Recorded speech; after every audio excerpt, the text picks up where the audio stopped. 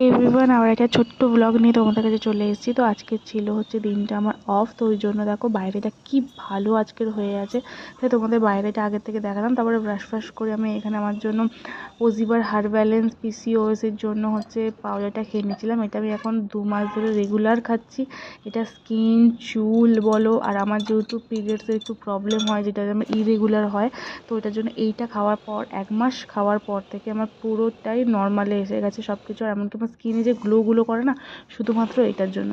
তো তারপরে দেখো একটুখানি ম্যাগি খেয়ে ব্রেকফাস্ট করে ঘরটা ভালো করে গুছিয়ে নিয়েছি, মানে যতটা হয় আর কি ভালো করে গুছিয়ে নিয়েছি। তারপরে রান্নাঘরে চলে গেছিলাম রান্না করতে। এখানে পাবদা মাছ আর হচ্ছে আলু দিয়ে ঝোল হবে, আর হচ্ছে আলু হচ্ছে করলা ভাজা আর ডাল হবে।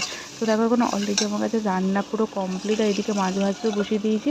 তো দেখো রান্না কমপ্লিট হয়ে যাওয়ার পরে আমি এখানে হচ্ছে স্নান করে রেডি হয়ে গেছিলাম।